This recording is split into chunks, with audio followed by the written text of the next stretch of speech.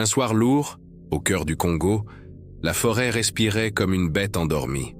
L'air vibrait de chants d'insectes, le fleuve roulait ses eaux épaisses, et les enfants du village Kisanji s'étaient rassemblés autour du feu.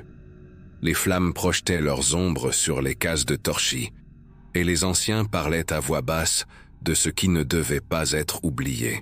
C'était une nuit comme tant d'autres, et pourtant quelque chose rôdait dans l'air, invisible mais palpable. Jonas, un jeune homme au regard inquiet mais curieux, se tenait un peu en retrait. Depuis plusieurs nuits, il rêvait du même cauchemar. Un arbre immense aux racines tordues, des yeux rouges qui l'observaient et un cri qui faisait trembler la terre. Il n'en parlait à personne, de peur qu'on se moque. Mais au fond de lui, il savait. Ce n'était pas qu'un rêve. Le vieux Kabouya, guérisseur du village, observait Jonas avec attention. Ses doigts noueux traçaient des signes invisibles dans la poussière. Lui aussi sentait que l'équilibre avait changé. Les oiseaux évitaient certains troncs. Les chiens hurlaient sans raison. Et l'eau du fleuve avait pris une teinte plus sombre. La nuit où tout commença, un enfant disparut. On retrouva ses sandales abandonnées près de la lisière de la forêt. Pas une trace de lutte, pas de sang, seulement un silence anormal. Les mères pleuraient, les hommes prirent leurs machettes.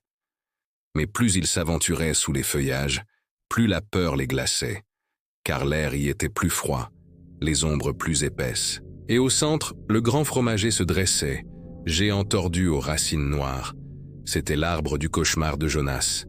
Les jours suivants, les disparitions se multiplièrent. Des chèvres, des poules, puis encore 2 enfants. Chaque fois, les traces menaient au même endroit, vers le fromager. Le chef Mubenga ordonna des veillées, des prières, mais rien n'y faisait. La peur s'infiltrait dans chaque case, chaque respiration. Une nuit, Jonas rêva de nouveau. Cette fois, la voix parla. Grave, caverneuse, elle prononça son nom. Quand il se réveilla, il avait du sang sur les paumes, sans savoir d'où il venait. Kabouya comprit. Il réunit les anciens et déclara que l'esprit de Nzinga Walikundu, le dévoreur d'âmes, était revenu. Jadis enfermé par les ancêtres sous le fromager, il cherchait à se libérer. Les disparitions étaient ses offrandes, et Jonas, parce qu'il avait rêvé de lui, était lié à son retour. Le village se divisa. Certains accusaient Jonas d'avoir attiré le mal. D'autres suppliaient Kabouya de trouver une solution. Le guérisseur expliqua qu'il fallait un rituel, un sacrifice peut-être, pour enfermer à nouveau l'esprit. Mais le temps pressait. Les nuits devinrent cauchemars éveillés. Des cris résonnèrent dans la forêt. Des ombres passaient entre les cases. Parfois, au loin, on apercevait 2 yeux rouges dans l'obscurité. Personne n'osait s'en approcher. Jonas, rongé par la culpabilité, décida de suivre Kabouya dans la forêt. Ils s'approchèrent du fromager. L'air y était lourd, presque irrespirable. Les racines palpitaient comme des veines vivantes. Au pied du tronc, une fissure s'était ouverte, exhalant une haleine brûlante. Kabouya murmura « La prison se brise ». Le rituel commença. Des chants graves, des poudres lancées au vent, des invocations aux ancêtres. Mais le sol trembla, le vent s'éleva, et de la fissure surgit une silhouette immense, faite d'ombre et de flammes rouges. Nzinga Walikundu était libre. La panique fut immédiate. Les torches s'éteignaient, les guerriers fuyaient, et le démon avançait. Ses yeux perçaient les ténèbres, sa voix grondait. « Donnez-moi l'enfant de mes songes. Donnez-moi Jonas. » Alors Jonas comprit. Ces cauchemars n'étaient pas une malédiction, mais un appel. Le démon voulait son âme, et peut-être, en la prenant, il serait rassasié. Il se tourna vers Kabouya, qui pleurait déjà. Puis il courut, seul, vers le fromager. Le démon rugit de joie et l'engloutit dans ses flammes. Mais au moment où Jonas disparut, une lumière jaillit. Car Kabouya avait lancé le dernier des seaux, scellant le démon dans l'arbre avec le sacrifice de Jonas. Le fromager explosa en une gerbe de cendres, et le silence retomba.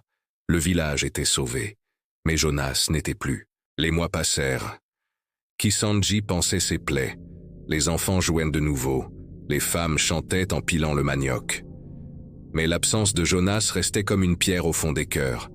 Sa sœur Mado pleurait souvent en silence, Son frère Ismaël frappait plus fort ses filets de pêche pour étouffer sa rage. Le fromager brûlé devint un lieu interdit. On disait que ses racines bougeaient encore certaines nuits. On racontait que si l'on tendait l'oreille, on pouvait entendre battre un cœur au fond du sol. Les anciens répétèrent l'histoire autour du feu. Ils enseignèrent aux enfants à respecter la forêt, à craindre les promesses faciles et à se souvenir de Jonas. Son nom devint légende, un chant murmurant que le courage ne naît pas de la force, mais du sacrifice. Pourtant, la paix n'était qu'un voile fragile. Mado rêvait parfois d'yeux rouges dans l'ombre. Ismaël voyait une silhouette dans le fleuve, comme un corps sous l'eau. Il savait, sans se le dire, Jonas n'était pas vraiment parti. Un soir de sécheresse, la terre vibra doucement. Un battement sourd, lent, monta du sol. Les anciens se regardèrent, pâles. Le fromager, murmura l'un. Mais personne n'osa aller vérifier. Les années passèrent encore.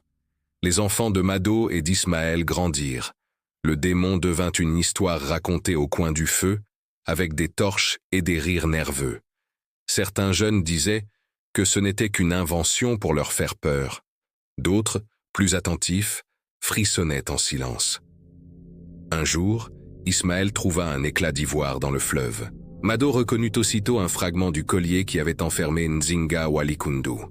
Elle le cacha, mais jamais elle ne cessa de sentir son regard dans son dos.